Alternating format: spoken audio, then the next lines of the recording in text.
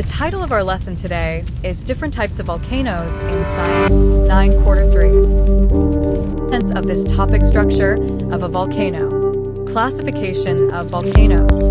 Types of volcanoes based on activity. Types of volcanic eruptions. Signs of an impending volcanic eruption.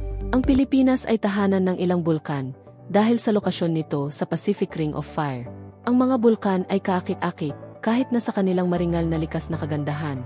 Maaari itong magdulot ng pagkasira ng mga ari-arian at masasamang epekto sa ating kapaligiran. Nagmumula ito sa iba't ibang mga hugis ng kono at uri ng pagsabog. Ano ang bulkan? Ang bulkan ay isang bitak, siwang o butas na nangyayari sa krus ng lupa na nagpapahintulot sa lava o magma na maalis mula doon kasama ang abo, gas, mabatong material at likido sa mataas na temperatura, bukod sa iba pa mga bagay na matatagpuan sa kailaliman ng krus ng lupa. Narito ang iba't ibang parte ng bulkan. Tingnang maigi at alamin natin ano ang mga gamit at ibig sabihin ng bawat parte ng bulkan. Alamin natin ano ang istruktura ng bulkan. Unahin natin ang mga bahaging isang bulkan. Ang tuktok ay ang pinakamataas na bahagi o ang taluktok ng bulkan. Sa tuktok, mayroon kang isang pagbubukas na tinatawag na vent. Ang mga dalistis ay ang mga gilid o flanks ng isang bulkan na nagmumula sa pangunahing o central na butas. Ang base ay ang mas mababang panlabas na bahagi ng bulkan. Ang magma chamber ay isang silid sa ilalim ng bunganga ng bulkan kung saan ang tinunaw na bato o magma ay naipon o nakaimbak bago ang pagsabog. Ang pangunahing buga ay ang pangunahing butas o labasan sa ibabaw ng bulkan na naglalabas ng lava, mga gas, abo o iba pang materyales ng bulkan. Ang conduit ay isang ilalim ng lupa na sentral na istruktura na parang tubo o tubo ng bulkan na nag-ugnay sa kamara ng magma sa bunganga kung saan dumadaan ang magma. Ang side vent ay isang mas maliit na daanan kung saan lumalabas ang magma. Ang bunganga ng bulkan ay isang funnel shape o ball shape na butas sa tuktok ng vent kung saan lumalabas ang magma, abo at gas. Ang lava ay isang tinunaw na bato na inilalabas sa ibabawang daigdig kapag sumasabog ang bulkan. Ang ulap ng abat gas ay isang halong mga bato mineral, mga partikulang salamin, at mga gas na itinapon o itinulak palabas ng bulkan sa panahon ng pagsabog ng bulkan. Klasipikasyon ng mga bulkan. Mayroong ilang mga paraan kung paano maaring iklasipika ang mga bulkan. Maaring iklasipika ang mga ito batay sa istruktura at aktibidad. Mga uri ng bulkan batay sa istruktura. Isang paraan upang iklasipika ang iba't ibang uri ng bulkan ay sa pamamagitan ng istruktura na kinikilala sa kanilang hugis, bahagi at pagbuo. Isa sa mga uri ng bulkan batay sa istruktura ay ang bulkan na cinder cone. Ang mga bulkan na ito ang pinakasimpleng uri ng bulkan. Sila ay binuo mula sa mga partikulo at mga patakong pinatigas na lava na itinapon mula sa isang solong butas. Ang lava ay itinatapon sa hangin, na nahahati sa maliliit na piraso na tumitigas at nahuhulog bilang mga baga sa paligid ng butas upang bumuong isang bilog o oblong na kono. Karamihan sa mga cinder cone ay may matarik na dalistis, malawak na bunganga at sila ang pinakamarami sa tatlong pangunahing uri ng bulkan. Isang halimbawa ng ganitong uri sa Pilipinas ay ang Bulkang Taal sa Batangas, Bulkang Smith na matatagpuan sa Babuyan Group of Islands, Bundok Mayabobo na matatagpuan sa lalawigan ng Quezon, at Bundok Musuan sa Bukidnon. Isang halimbawa nito sa labas ng Pilipinas ay ang bulkan ng Paricutin sa Mexico.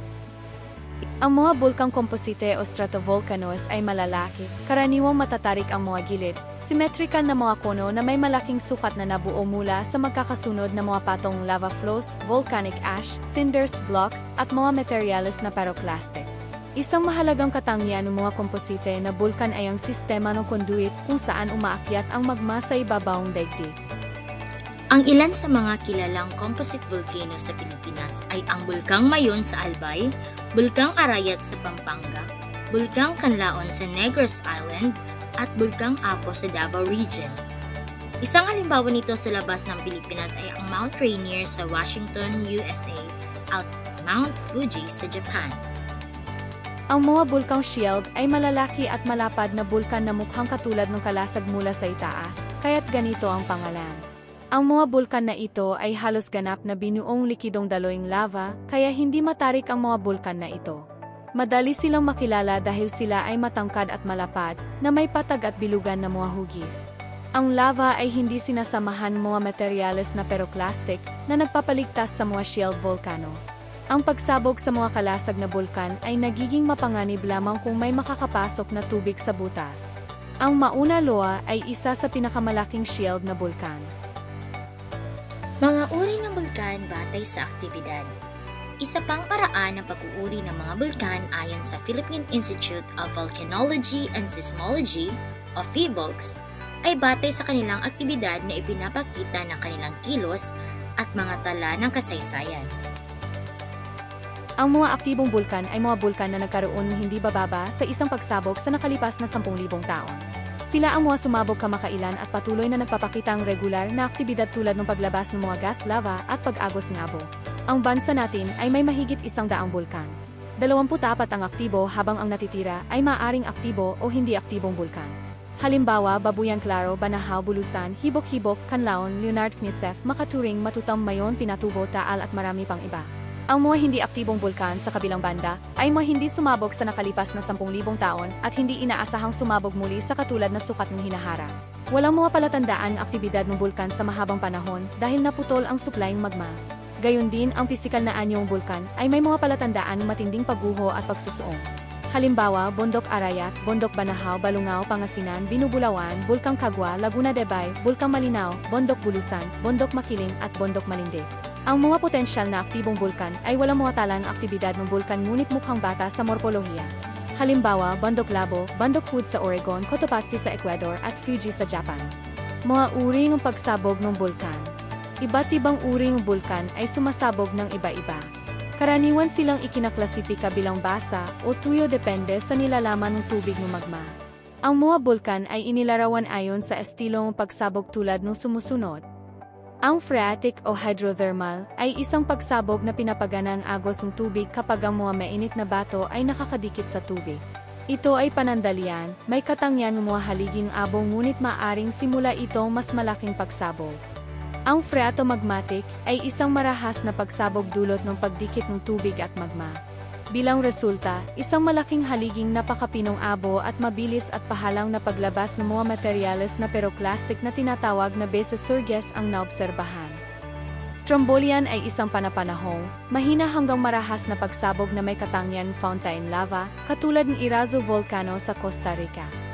Ang Vulcanian ay nilalarawan sa pamamagitan ng matataas na pitak ng pagsabog na umaabot ng hanggang 20 kilometro ang taas na may pyroclastic flow at ashfall tefra tulad ng sa Bulkan Paricutin sa Mexico. Ang Plinian ay isang labis na mapanirang uring pagsabog ng gas at pyroclastic na mga materyales tulad ng sa Bulkang Pinatubo sa Zambales. Mga palatandaan ng paparating na pagsabog ng bulkan. Ang Philippine Institute of Volcanology and Seismology o PHIVOLCS ay ang ahensya ng gobyerno na inatasang subaybayan ang mga lindol at bulkan sa bansa.